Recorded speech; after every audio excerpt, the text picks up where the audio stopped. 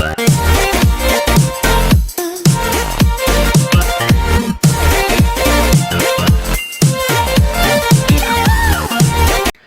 students, I am starting a new inning today and this is basic grammar that I am starting for you all age groups, all the students.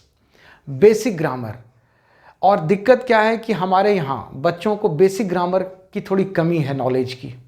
Basic grammar का knowledge कम है, तो हमें basic grammar का अगर knowledge हो जाएगा तो हमें लाइफ लॉन्ग आने वाले समय में हमको सेंटेंस लिखने में, बोलने में, अपने आप को एक्सप्रेस करने में, समझने में दिक्कत नहीं होगी, जहाँ तक इंग्लिश लैंग्वेज का सवाल है।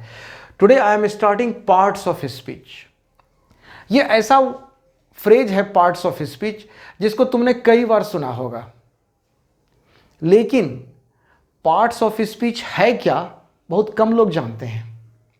हम लोग यही चर्चा करते हैं कि पार्ट्स ऑफ स्पीच मतलब noun, pronoun, adjective, verb, adverb, preposition, conjunction and interjection.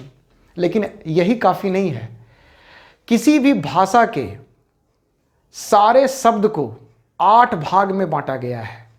किसी भी भाषा के, इंग्लिश भाषा के भी सारे शब्द को 8 भाग में बांटा गया है उसके काम के आधार पर। All the words of the English language have been divided into 8 classes और kinds according to their works.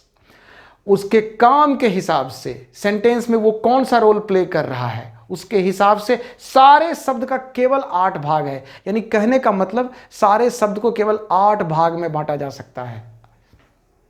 जो वर्ब है वो वर्ब वाले कॉलम में चला जाएगा, जो नाउन है वो नाउन वाले कॉलम में चला जाएगा, जो एडजेक्टिव है वो एडजेक्टिव वाले कॉलम में जाएगा।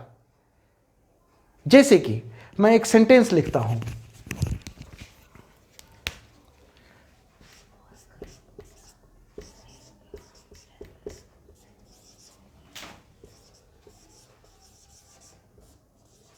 Very simple sentence it is, he writes a letter. इसमें देखो कौन कौन पार्ट्स ऑफ स्पीच है। नंबर 1 ही, ये हो गया प्रोनाउन, ये हो गया राइट्स वर्ब, वी आ गया। लेटर ये नाउन है, ठीक है। ये तो आर्टिकल है, वो आगे उस पर बात करेंगे हम। लेकिन तुम ये देख लो कि इसमें 3 पार्ट्स ऑफ स्पीच आ गया। और ये यहां पर ये वर्ब यहां पर है, यानी वर्ब यहां पर क्यों है, ये कौन सा रोल प्ले कर रहा है, इसको नाउन हम क्यों बोलते हैं, ये प्रोनाउन कैसे हुआ, ये हमारे लिए जानना जरूरी है। लेकिन मैं पहले बोल चुका हूं कि सारे शब्द को 8 भाग में बांटा गया है उसके काम के आधार पर। नाउन नाउन का काम करता है, प्रोनाउन प्रोनाउन का काम करता है, एडजेक्टिव एडजेक्टिव का काम करता है, वर्ब वर्ब का काम करता है। इस प्रकार से all these 8 parts of speech do their respective works. Okay, so today we shall take up noun. Parts of speech you have understood, means all the words have been divided into parts according to their work in a sentence in the language. Okay, all the words of English language have been divided into 8 parts. सारे शब्द, जितने शब्द हैं English language में, उसको 8 भाग में बांटा गया है उसके काम के आधार पर। ठीक है, आज हम नाउन से स्टार्ट करेंगे। ये 8 पार्ट्स ऑफ स्पीच है, इसमें से हम 4 आज आपको बताएंगे, केवल 4। क्यों? तो अगर हम छोटी छोटी मात्रा में अगर सीखेंगे तो हम बेहतर सीखेंगे, ठीक है। और अगला जो 4 पार्ट्स ऑफ स्पीच है उसे हम आगे आपको बताएंगे, ठीक है, अगले क्लास में बताएंगे। अभी हम आपको 4 पार्ट्स ऑफ स्पीच, 8 में से 4 बताएंगे, ठीक है, ताकि हम इस चीज़ को ठीक से समझ सकें और उस पर प्रैक्टिस कर सकें, ठीक है ना। यस स्टूडेंट, जो पहला पार्ट्स ऑफ स्पीच है वो नाउन है। नाउन, और नाउन किसे कहते हैं? Noun is a word used as a name for a person, place or thing.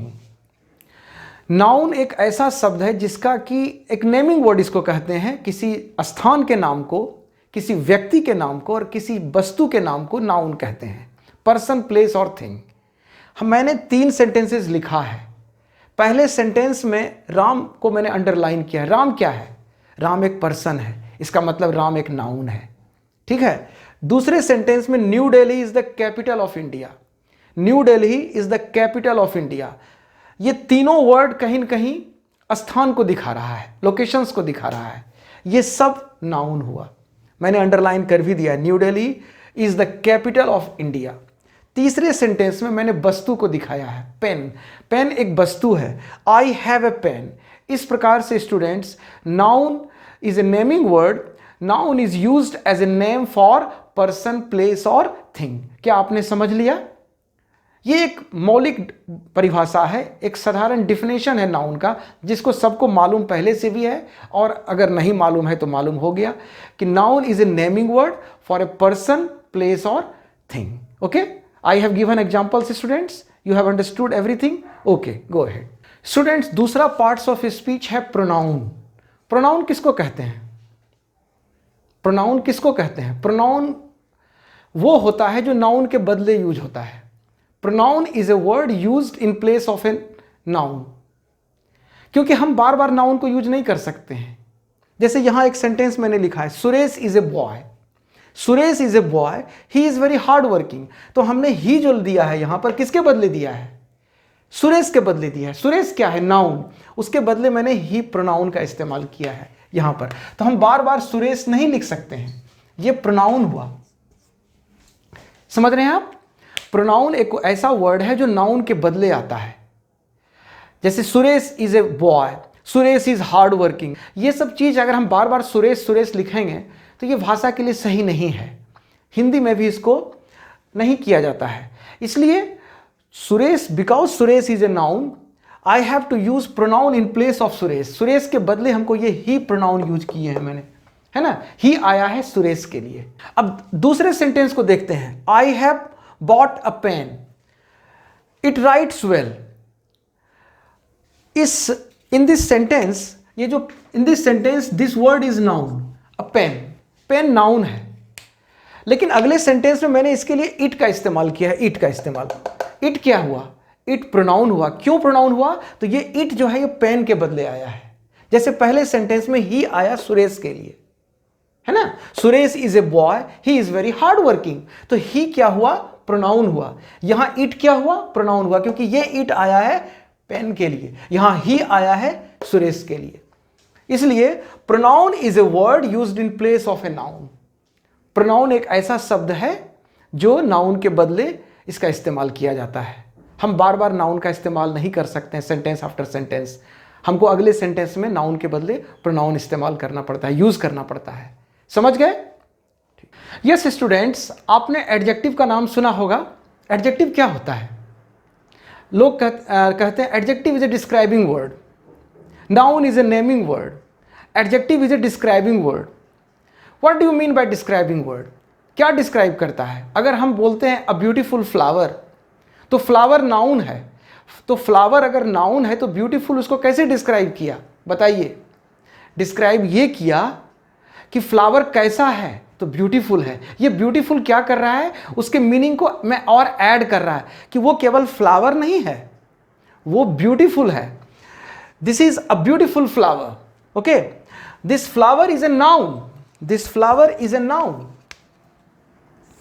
and this is adjective. This flower is a noun and beautiful is adjective. What beautiful is doing? Beautiful is adding to the meaning of flower. Flower के meaning को विस्तार करता है और बड़ा करता है, और उसको डिस्क्राइब भी करता है कि फ्लावर कैसा है। तो दोनों काम करता है, मीनिंग में जोड़ता भी है कुछ कि वो केवल फूल नहीं है, वो सुंदर है, और क्या करता है कि कैसा फूल है, तो ब्यूटीफुल फूल है ना? तो इसको विशेषता बताने वाला, इसलिए इसको विशेषण कहा जाता है हिंदी में, जो विशेषता बतलाए। किसकी विशेषता? ये फूल की विशेषता। ये फूल जो है इसकी विशेषता ये वर्ड ब्यूटीफुल बता रहा है। ब्यूटीफुल बता रहा है कि फूल कैसा है, a beautiful flower. Okay students, so this is adjective. Adjective is a describing word, और adjective adds to the meaning of a noun और प्रोनाउन। नाउन और प्रोनाउन के मीनिंग में और बढ़ोतरी करता है, विस्तार करता है ना, और उसकी खासियत बताता है। In this way, here is the definition. An adjective is a word which adds something to the meaning of a noun or pronoun. Flower indicates flower. Flower flower है, flower से फूल का बोध होता है कि फूल है, लेकिन फूल के मीनिंग में ये जो ब्यूटीफुल है उसको ऐड कर देता है और जोड़ देता है। कैसा फूल है? तो ब्यूटीफुल फूल है ना, ब्यूटीफुल फ्लावर है. So this beautiful is an adjective. Second sentence, the sun is hot. The sun is hot. This word hot describes the sun. Sun is noun and this hot indicates that sun is hot. This hotness is the quality of the sun. तो ये जो गर्मी है सूरज की, गर्मी जो है वो सूरज की खासियत है, विशेषता है ना. तो उसके मीनिंग में ऐड कर रहा है. अगर हम कह दें दिस इज द सन तो कुछ नहीं होगा, केवल ये इंडिकेट होगा कि हाँ ये सूरज है, ये सन है. लेकिन here the word hot is adding to the meaning of सन.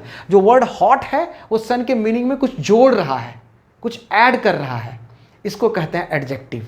तो आपने एडजेक्टिव को समझ लिया. ठीक है, आगे बढ़ते हैं वर्ब की ओर. Now students, verb, it is the fourth parts of speech. Fourth parts of speech is verb. Verb क्या है? हमें तो लगता है कि वर्ब एक, अगर सेंटेंस एक ट्रेन है जिसमें बहुत सारा कंपार्टमेंट्स है तो वर्ब उसका इंजन है. वर्ब ही सेंटेंस को मूव करता है, चलाता है, क्योंकि वर्ब के बगैर हम सेंटेंस की कल्पना नहीं कर सकते हैं. लेकिन पहले जान लें कि वर्ब है क्या. Verb indicates action, energy, action, movement and state. हम दोनों चीज को पहले समझते हैं कि एक्शन क्या है, स्टेट क्या है. First sentence, a monkey jumped over the wall. किस वर्ड से एक्शन दिख रहा है?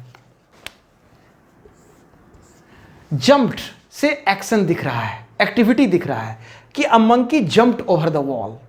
ये हुआ एक्शन. दूसरा sentence, he is a good boy. इसमें कोई एक्शन दिख रहा है? ये क्या दिखा रहा है? होना दिखा रहा है, स्टेट ऑफ बीइंग, अवस्था दिखा रहा है. इसी को हम स्टेट कहते हैं, स्टेट. ठीक है, या इसको हम स्टेटिव वर्ब भी कहते हैं. उस पर हम आपको डिटेल से बाद में बताएंगे. लेकिन ये अवस्था को दिखा रहा है. इज जो है, इज किसी एक्शन को नहीं दिखा रहा है. Third sentence, she has a car. उसके पास एक कार है. तो यहां हैज से कोई एक्शन दिख रहा है? बताओ, हैज से कोई एक्शन दिख रहा है? नहीं, केवल होना दिख रहा है कि उसके पास कार है. लेकिन यहां वर्क्स से एक्शन दिख रहा है, गतिविधि दिख रहा है. तो वर्ब्स का दो रोल है. एक वर्ब होता है वो जो एक्शन दिखाता है, और एक वर्ब होता है वो जिससे अवस्था या स्टेट दिखाता है. तो वर्ब्स में, है ना, वर्ब से एक्शन दिखाता है और अवस्था दिखाता है. वर्ब दो तरह के वर्ब होते हैं. जैसे is, am, are, has, have के बाद अगर नाउन हो या कुछ हो तो वो क्या दिखाता है? अवस्था दिखाता है. जैसे सी हैज ए कार, तो हैज के बाद कार आया है ना. अगर हैज, हैव के बाद तुरंत एक नाउन आ जाए, है ना, तो वो क्या दिखाता है? होना दिखाता है, स्टेट ऑफ बीइंग, होना. तो वो भी वर्ब का रोल है. तो एक वर्ब होता है जो केवल ये बताता है कि है क्या है स्थिति अभी, और दूसरा वर्ब है जो दिखाता है कि चल क्या रहा है, हो क्या रहा है. Like a monkey jumped over the wall. यहां पर ये जंप जो है एक्शन दिखा रहा है. तो वर्ब या तो एक्शन दिखाता है या अवस्था दिखाता है. कि वर्ब का दो रोल है, दो रोल है इसका. एक तो ये एक्शन दिखाता है, दूसरा ये स्टेट दिखाता है. ये वर्ब पर निर्भर करता है कौन सा वर्ब स्टेट दिखा रहा है और कौन सा वर्ब एक्शन दिखा रहा है. मैंने कुछ उदाहरण आपके सामने रखा है, और उदाहरण मैं आपको दूंगा. तो स्टूडेंट, आज मैंने पार्ट्स ऑफ स्पीच में से 4 पार्ट्स ऑफ स्पीच का आपको संक्षिप्त विवरण दिया है. संक्षिप्त, आप परेशान नहीं होंगे, बहुत डिटेल्स में बहुत सारा चीज ग्रामर का आपको हम बताएंगे. हम बेसिक ग्रामर आपका पूरा कंप्लीट कराएंगे, पूरा A to Z grammar, A to Z, आपके लिए कुछ नहीं बचेगा. ठीक है, आप केवल हमारे क्लास को फॉलो करते रहिए, शेयर कीजिए, सब्सक्राइब कीजिए. ठीक है, may God bless you all.